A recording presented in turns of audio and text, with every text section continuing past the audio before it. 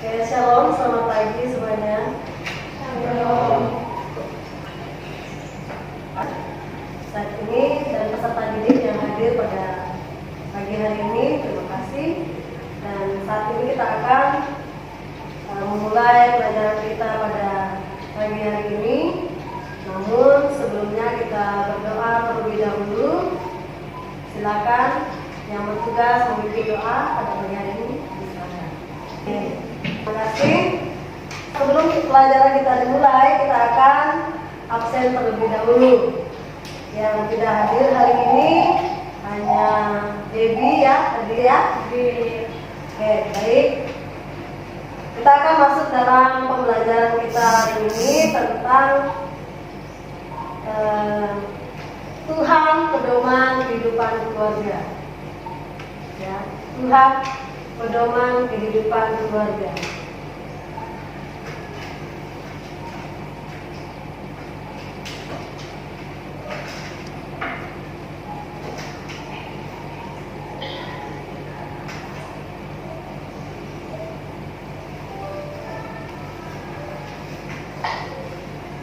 Nah,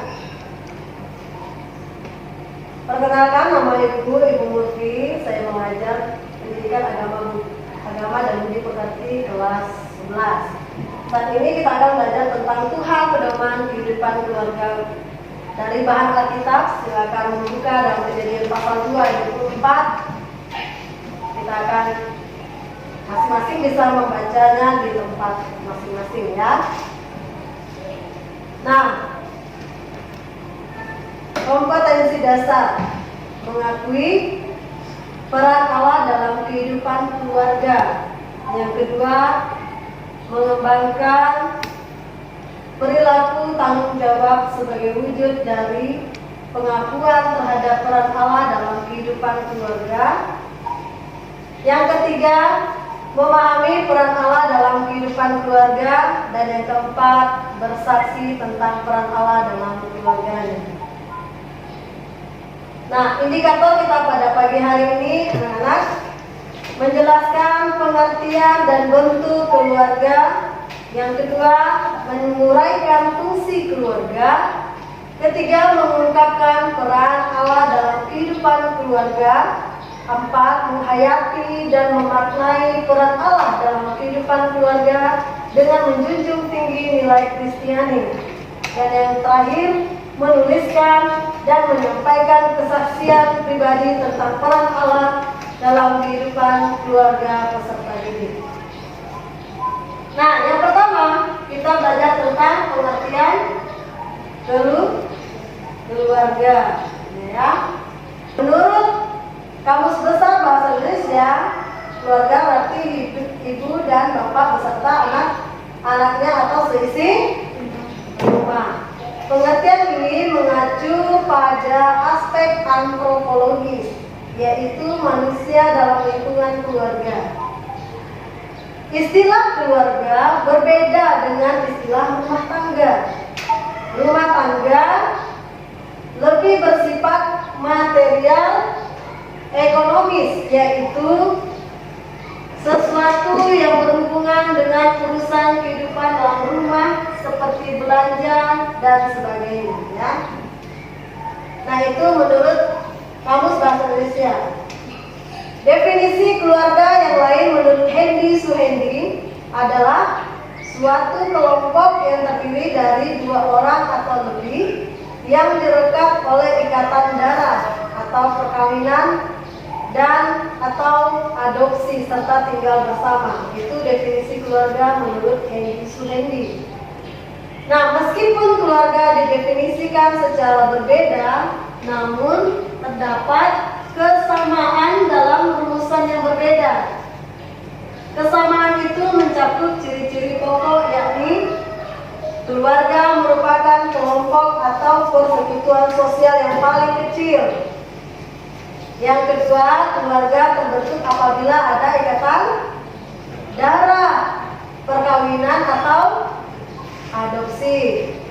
Yang ketiga, keluarga merupakan suatu persekutuan yang berawal dari dua orang yang berbeda jenis kelamin yang diikat dalam sebuah ikatan pernikahan. Yaitu definisi keluarga mencakup ciri-ciri pokoknya. Nah, terdapat dua bentuk keluarga dalam masyarakat, yaitu ada keluarga inti dan keluarga besar. Baik, yang pertama kita bahas tentang keluarga inti. Ada istilah itu nuclear family, conjugal family, basic family, yaitu keluarga yang terdiri dari ayah, ibu, dan anak, dan atau keluarga yang terdiri dari pasangan suami istri beserta anak-anaknya. Yang kedua, keluarga besar.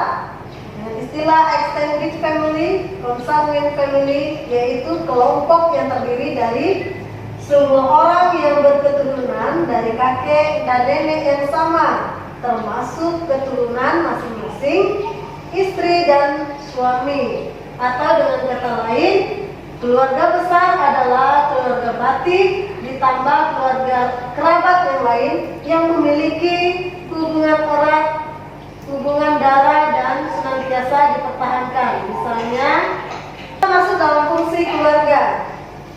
Fungsi keluarga setelah sebuah keluarga terbentuk, anggota keluarga memiliki tugasnya masing-masing.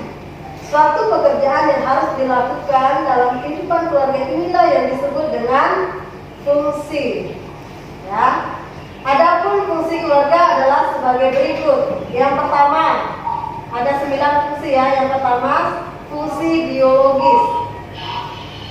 Fungsi biologis berkaitan dengan pemenuhan kebutuhan biologis dan untuk menghasilkan keturunan, memenuhi kebutuhan gizi keluarga serta memelihara dan merawat anggota keluarga secara fisik. Selanjutnya, fungsi sosialisasi anak berhubungan dengan pembentukan kepribadian anak serta memperkenalkan pola tingkah laku, sikap, keyakinan, cita-cita, dan nilai-nilai yang dianut oleh kelompok sosial atau masyarakat. Fungsi yang selanjutnya adalah fungsi afeksi, berhubungan dengan rasa atau afeksi, misalnya rasa kasih sayang, keintiman, perhatian, dan rasa aman yang tercipta dalam keluarga. Nah, fungsi yang keempat dari fungsi keluarga adalah fungsi edukatif. Fungsi ini berkaitan dengan pendidikan untuk anak sesuai dengan tingkat perkembangannya. Artinya, serta menyekolahkan anak untuk memberikan pengetahuan, keterampilan yang sesuai dengan bakat dan minat anak. Fungsi keluarga yang kelima adalah fungsi religius. Nah, ini harus penting dalam fungsi keluarga. Harus ada rohaninya gitu ya. Fungsi ini mendorong dikembangkannya seluruh anggota menjadi insan-insan agama yang penuh ketakwaan kepada Tuhan yang Maha Esa, serta menunjukkan penghayatan dan perilaku nilai-nilai agama. Selanjutnya, fungsi protektif.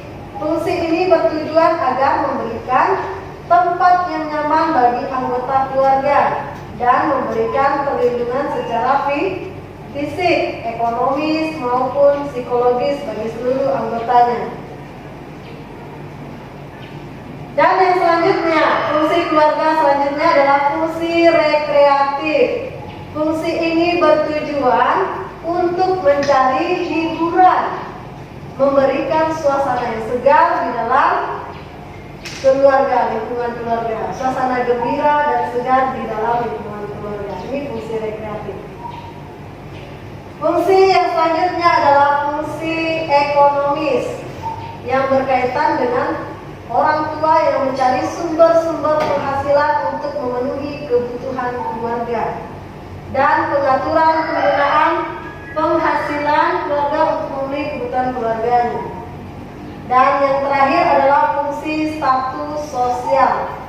Keluarga akan mewariskan kedudukannya kepada anak-anaknya karena kelahiran anggota keluarga biasanya dihubungkan dengan sistem status. Selain itu, status individu juga dapat berubah melalui sebuah perkawinan dan usaha-usaha yang dilakukan oleh seseorang. Itu fungsi status sosial. Nah, Demikian ini fungsi keluarga, ada 9 fungsi tadi. Yang pertama apa tadi? Fungsi biologis. Yang kedua fungsi, ya kita ulang lagi lihat, fungsi sosialisasi anak. Yang ketiga fungsi afeksi. Yang keempat, ya. Yang kelima, yang keenam, iya. Yang ketujuh fungsi,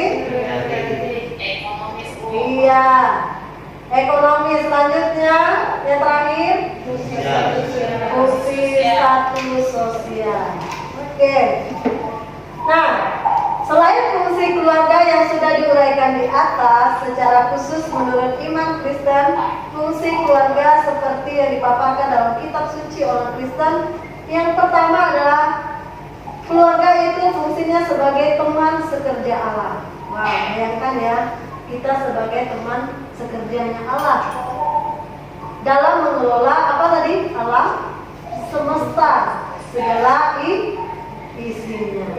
Manusia diciptakan itu spesial, unik, karena mereka diberi hak untuk memelihara, menjaga alam semesta dan segala isinya. Nah, manusia diciptakan dalam Kejadian pasal 1 ayat 28. Manusia diciptakan sesuai dengan gambar dan rupa Allah. Dalam bahasa Ibrani-nya yaitu imago Dei. Nah, artinya manusia merupakan perpanjangan tangan Tuhan di bumi untuk menjaga seluruh ciptaan Tuhan, termasuk dalam hubungan antara sesama dan juga alam ini. Oke.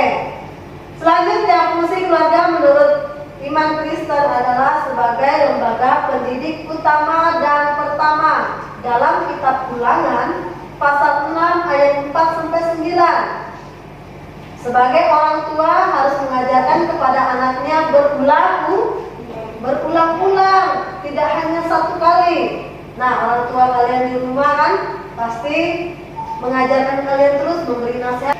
Belum ada lembaga lain yang mendahului peran keluarga dalam mendidik anak-anaknya. Yang utama berarti belum ada lembaga lain yang mengungguli perannya dalam pendidikan, dan dengan kata lain, keluarga menjadi lingkungan dasar penerapan dan pembentukan nilai-nilai kehidupan sesuai dengan ajaran Kristiani. Oke.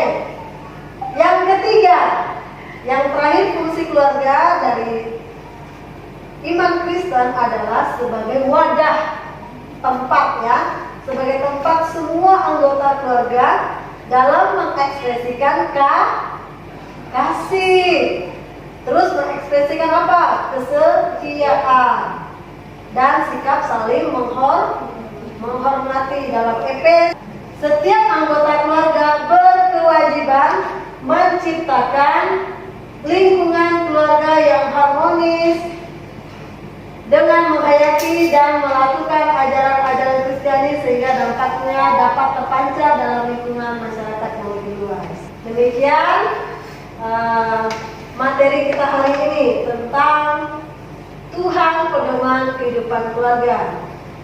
Apakah semuanya sudah mengerti dan memahami dari materi kita hari ini? Ya. Untuk Kristiani dalam hidup kita. Nah, satunya sebelum kita menutup pembelajaran kita hari ini, nah tugas kita adalah silakan mengerjakan tugasnya. Bapa kami di surga, kami bersyukur kepadamu Tuhan. Hari ini kami telah belajar pembelajaran pendidikan agama dan budi pekerti, khususnya materi Tuhan pedoman kehidupan keluarga. Kiranya Tuhan boleh membaik dalam kehidupan keluarga mereka, dan mereka boleh senantiasa menjadi keluarga yang harmonis, yang menyenangkan hati Tuhan. Terima kasih Bapa, kami persembahkan semua ini ke dalam tangan Tuhan pembelajaran kami. Kiranya Tuhan Yesus memberkati. Dalam nama Yesus kami berdoa. Amin. Selamat pagi, Shalom. Tuhan Yesus memberkati kita semua. Amin.